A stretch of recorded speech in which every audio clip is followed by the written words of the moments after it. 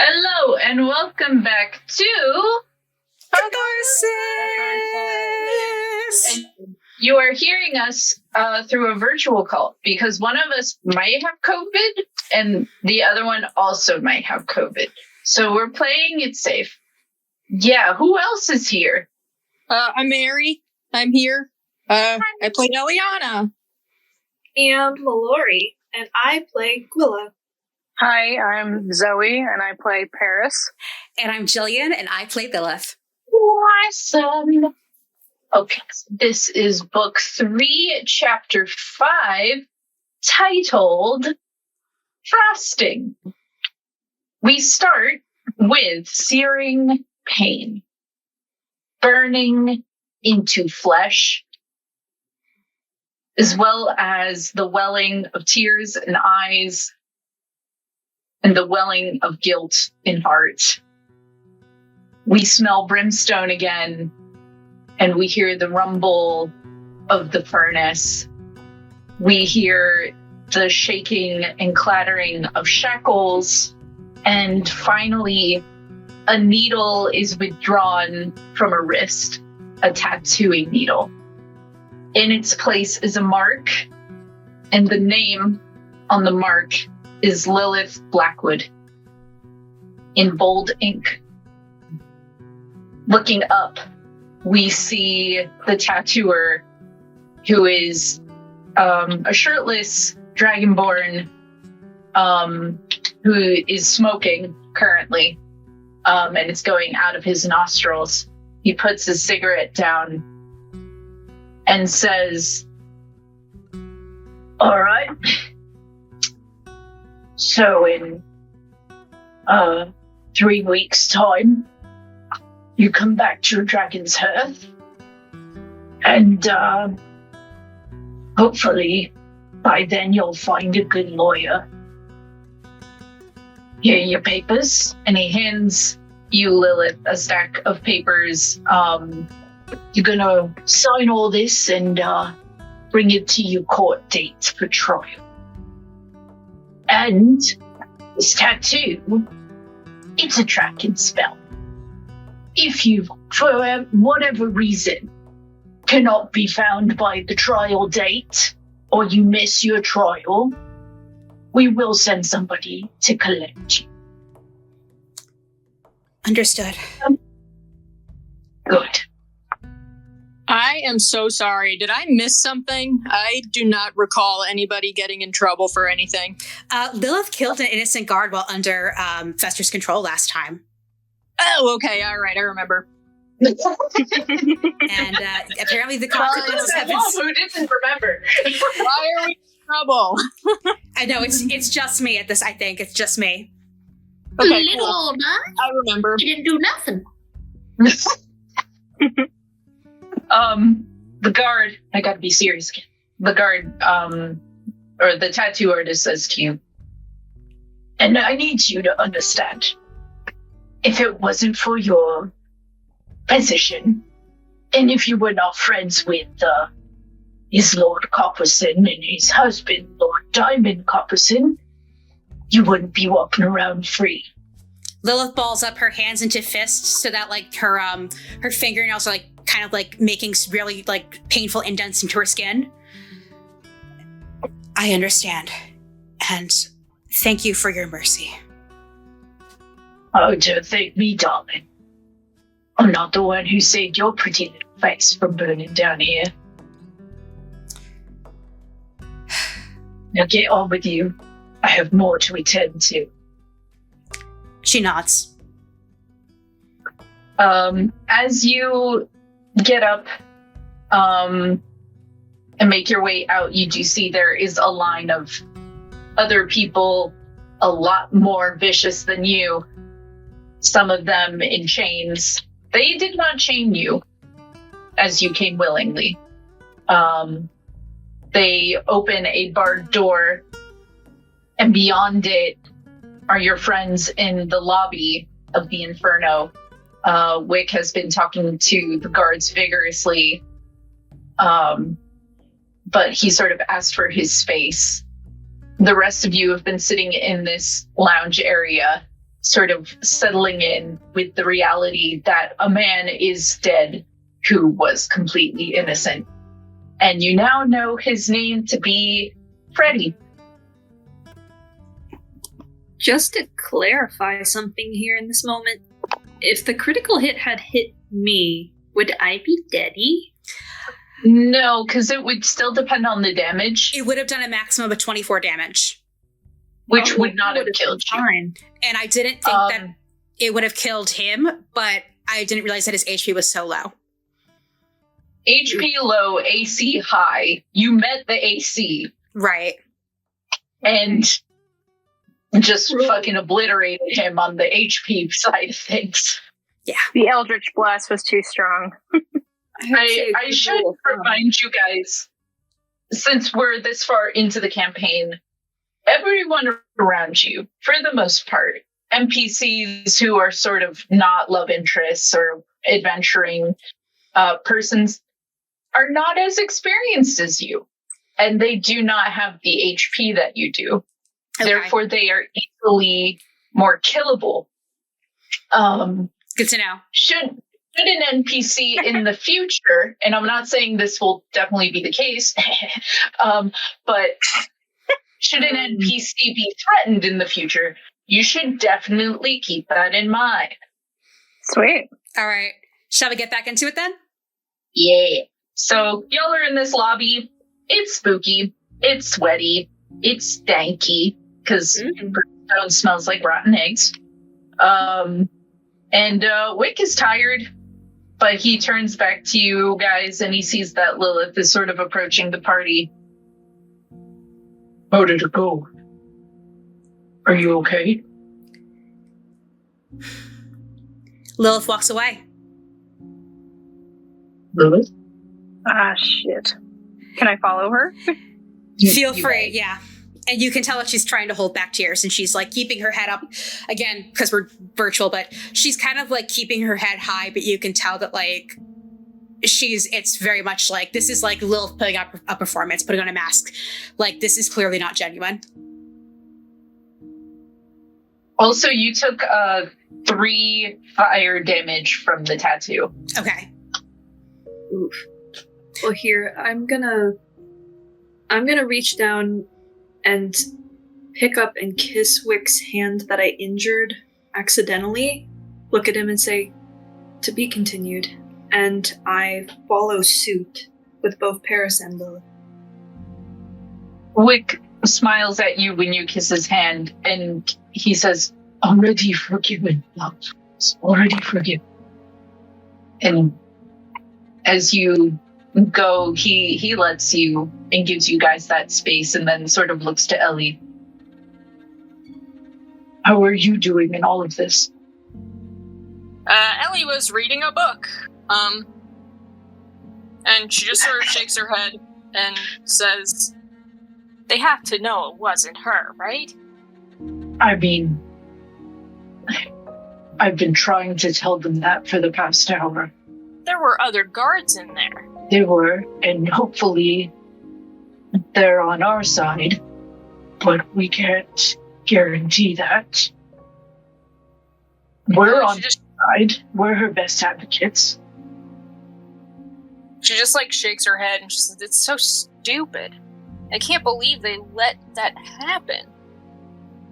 How do they not know their inmates' power?" Emily's never shown it before. There's gotta be a way to figure that out, though, before they show it themselves. It doesn't matter. Whatever. Why? You're smart. Maybe you would know.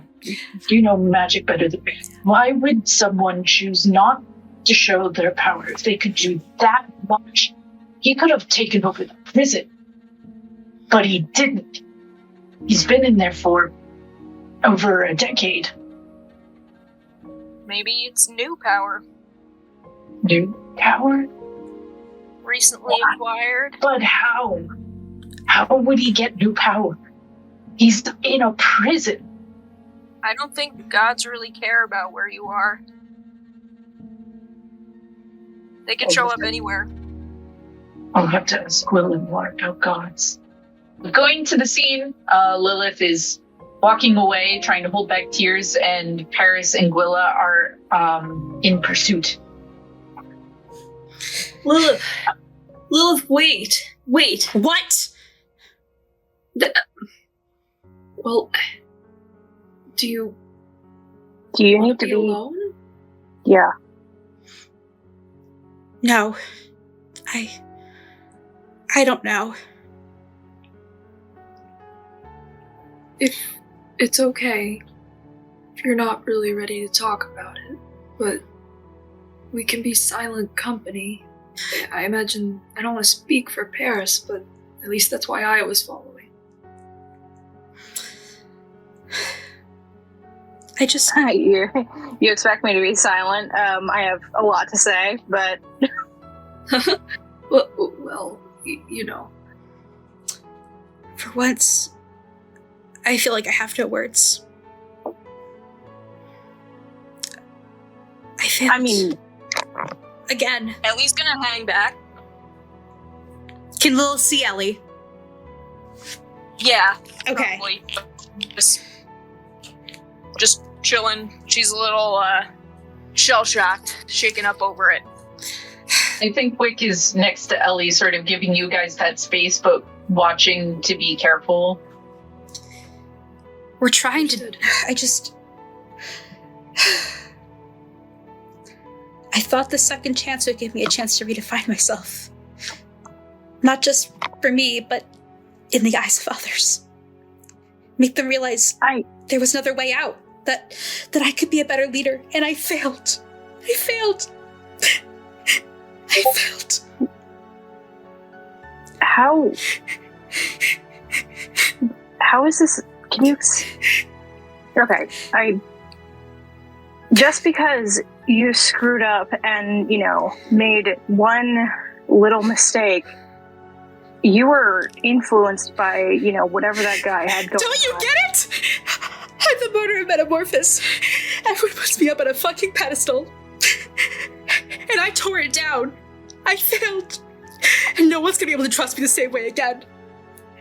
I failed all of you because you associated me. So they're not gonna be able to trust you the same way again either. Lilith, I don't give a rat's ass whether or not anyone else trusts me. We're here to do a job, and we're here to help people whether they want our help or not. It doesn't matter what they think. You may have been Metamorphosis once upon a time, but you're not that anymore. That's not, you shouldn't have to be chained to that for the rest of your life. And just because you fuck up once, you don't deserve to, be burnt at a stake. If that's the case, then who am I? What am I? What's the point? You're Lilith. You're our friend. You're my sister. You're not somebody that the world can tell you what you are. That's for you to decide. And if people are gonna make one judgment before knowing the entire story, the media skews everything. There are always going to be biases. I've learned that since being back for sure. This is no different. You were being controlled.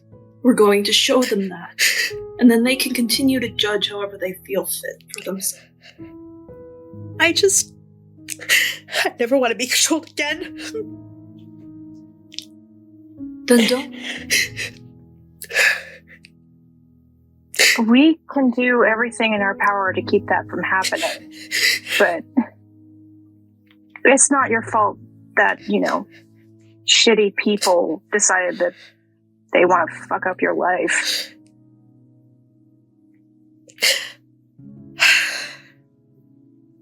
Yeah. You get to decide how you define yourself right now. Exactly. Do you think you're a killer? From what Dieter told me, I don't know. She said we met once, and I killed some guards of Foltus. She said they deserved it, but what's done is done. I don't know. don't think we're going to be able to completely do this job without there being some lives lost in the process. A lot of the time, it comes down to the intent. Do you often intend to kill? She looks to Gwilla and says, I thought I was the pragmatic one and that you were the pacifist, but no. Unless they truly deserve it, I don't intend to kill. Well then, there you go. And I guess I do view myself more as a pacifist, but looking how far we've come already, lives have already been lost, whether it was by us or other people. There's sadly not way around that with the state of the world.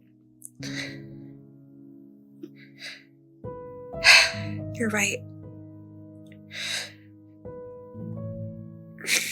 Lilith, I think I've been forgiven for much worse things than what you committed today.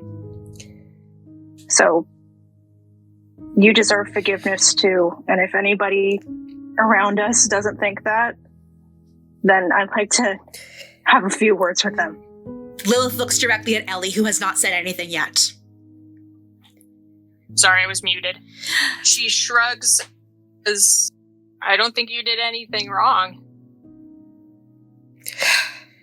There isn't really anything to feel bad about because you didn't do anything. Somebody else was using your mind. Like, Ellie's body broke Paeris' arm, but I wasn't home, kind of thing, you know? I suppose so. And I think if anybody listens when you talk, then they'll have to realize that Lilith wasn't home. Yeah. I think Ellie makes a very valid point there, actually. You remember when we were all brought back? We were put back into these bodies. These bodies held who we actually were. We couldn't have controlled what their use would have been without our actual selves being inside of it. This is just technically a vessel at the end of the day. I think we should just go back. Let's have May's party. We can't do anything now. You're right. She stands up. I guess all this time I've been freedom this, freedom that, and I've lost the plot a bit, and finding freedom means being just Lilith. No tags, no Martyr Metamorphosis or Raven Queen's Chosen or whatever. Just Lilith. Just me. Flaws and all. I love you. Birthday candles. I love you. Wick was just about to say, let's get some birthday candles. I suppose, yeah. Don't want to be a downer at the birthday party, I guess. I love you guys so fucking much, you know that? Thank you. We love you too. Of course, Lola. Small smile. Real pug? Real pug? Right. Yes, I just imagine him like bear hugging everybody into a hug with they want. So, how are we feeling? just a moment. Where is Lilith? Just a moment. Where is Lilith's tattoo located? Like what arm? Oh, whichever one didn't have the rose tattoo. Gotcha. It's sort of, you know how I have a tattoo in real life? Yes. It's your name is printed there. Oh god, that would have hurt. Because that's one of the most painful spots to get tattooed. So, Lilith is going to... Let's see. Oh, I know what she's going to do. She's going to use minor illusion on her tattoo. But she's not going to cover the full name. She's just going to cover the Blackwood bit. And make it look like it's not there. Oh, what are you using to cover it? Minor illusion. You discovered that doesn't work. Shit. Well, guess I gotta do this the old-fashioned way. Let's go punk. So she ruffles through her bag. She pulls out She pulls out her signature blue eyeshadow. And she crosses out the Blackwood. I'm me. Not whatever people try to define me as. And I'm free to do whatever I want and be whoever the fuck I want to be. With all you on my side. Let's help. I like you that way. Let's give May the best birthday ever. Now, can we group hug? Yes. Yes. Just grabs everybody. Group hugs the crap out of you guys. And then when he releases, he goes, I'm so sorry seeing my father created such a shit show.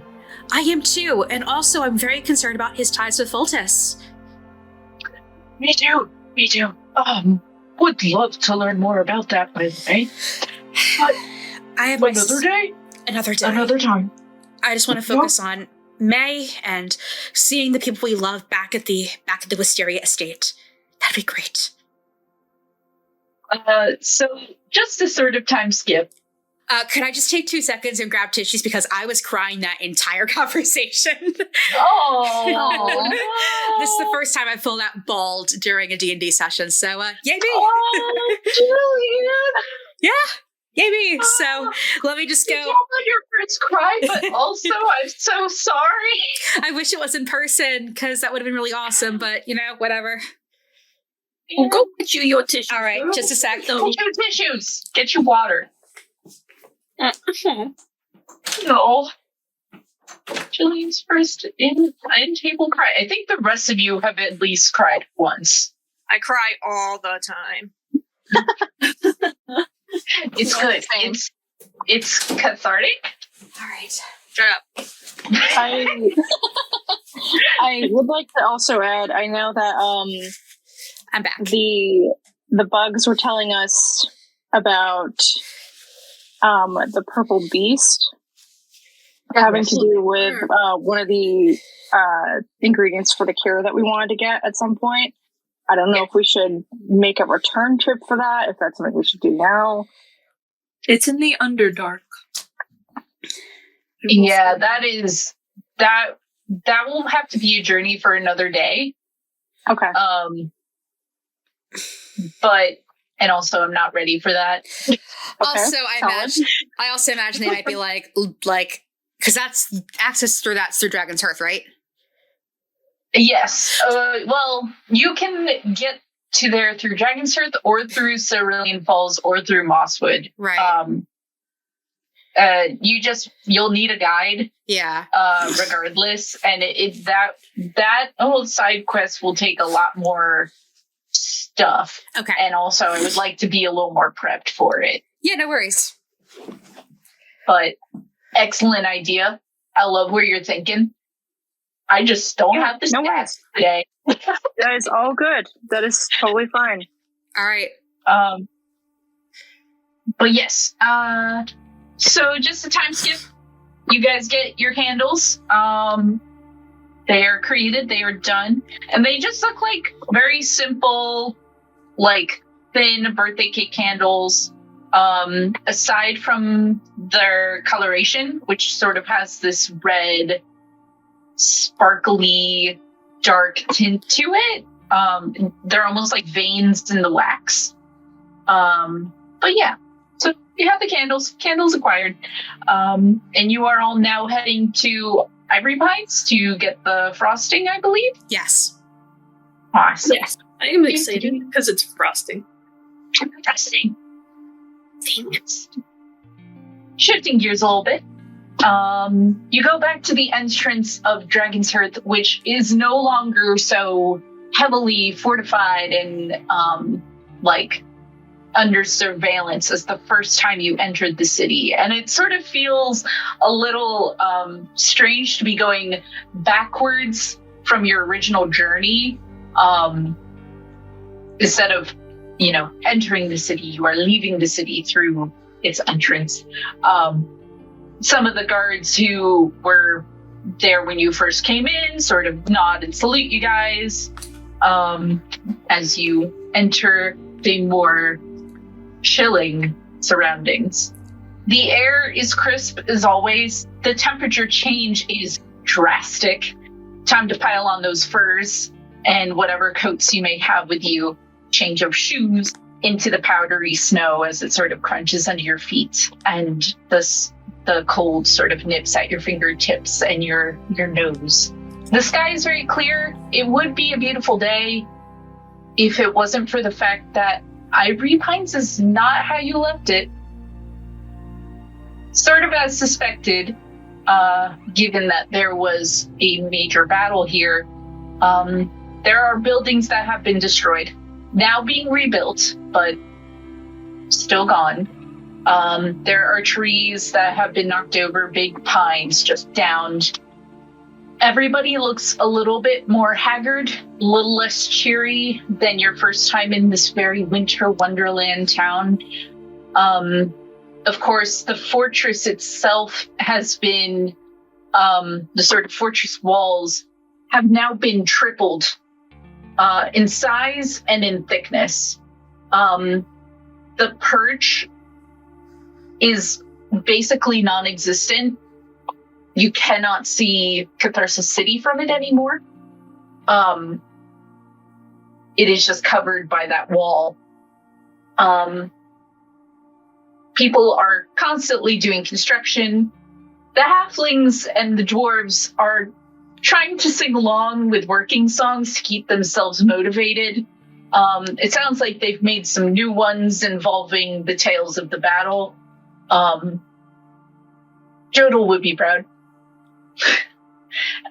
Speaking of Jodel, you guys do pass a new cemetery, sort of a monument that is currently being chiseled.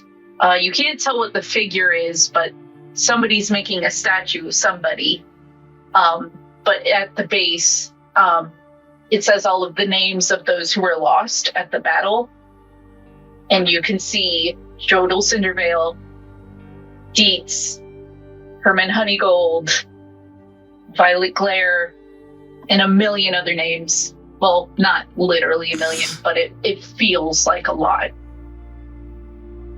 I don't know if you guys have anything to say about that. If not, I'll carry on. I do. Yes! Just for flavor, I'm just gonna say that Paeris approaches the grave and leaves like some kind of flower there. I'm not sure exactly what. It's like probably all dinged up and kind of gross looking. They had it in their cloak, but for them it's the intention that matters. And I think they're gonna kind of mosey on over to whoever is chiseling the statue and kind of try and get a better look at them and what they're doing. You do this, and you see that it's a dwarf, not a frozen one. And his breath sort of comes in big clouds as he chisels away, and his very large nose is very red from the cold. Chisel, chisel, chisel. He barely even notices you approach. And when he does, he sort of blows his work, looks over, but keeps going. Are you trying to discern the shape? I'd say so. All right. Roll perception with advantage. Okay, give me 2 seconds. I rolled a 22. Damn. You make out that this is the makings of a bear folk, and he is. It looks like his cheeks are lifted, though he has no mouth yet. And he's looking down at another figure, sort of closer to his feet. And you see that the tinier figure is holding a lute. And, or actually, what, remind me, what instrument did Jodel play? I think he played a bunch of different ones. A lute was definitely one of them, but I think he would probably favor a lyre. Awesome. So you get the sense that this is eventually going to be Herman Honeygold and Jodel playing instruments together and looking at each other. Oh. So I think Paeris is kind of having a moment, but they kind of just look up at the chiseler for sculptor, I guess, and they just kind of, it's beautiful. What? What you say? It's a beautiful statue. Oh, thanks. I know it's not done yet, but I can tell it's going to be really nice. Thank you. You a sculptor? No, just a fellow lover of the arts, I suppose, and a relative to the deceased. Well, are you a bright belly then?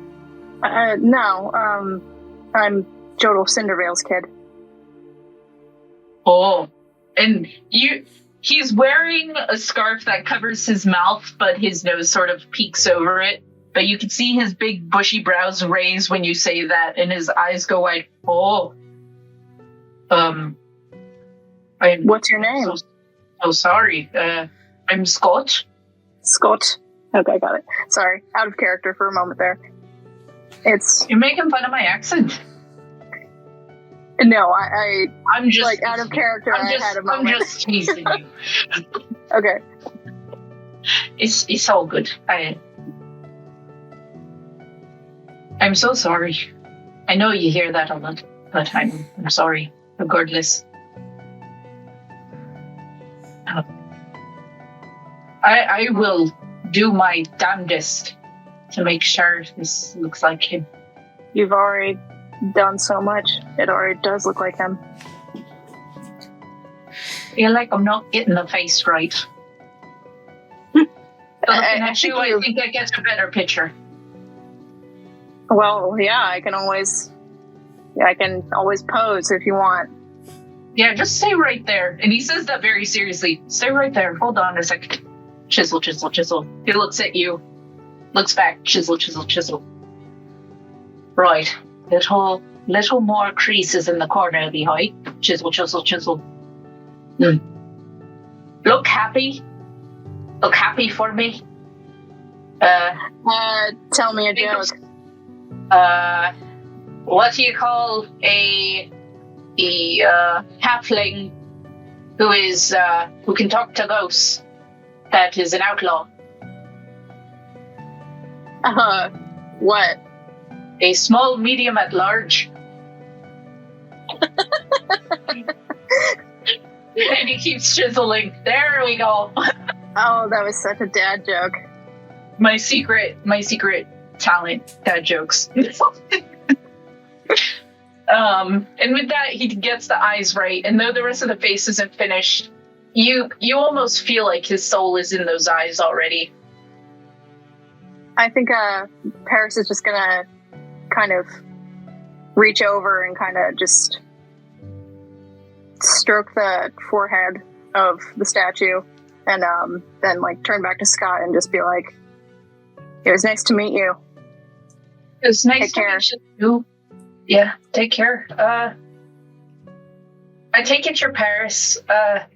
I think saying you have his eyes.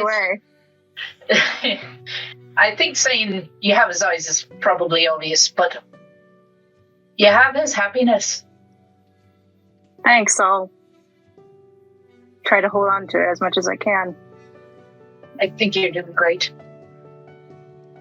So, whatever type of flower Paeris put down, while they were thoroughly distracted,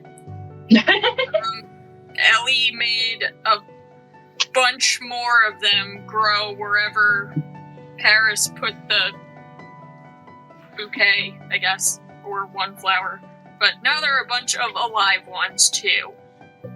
They start sort of tangling around this gravestone, and it sort of feels more alive, melting the snow around it.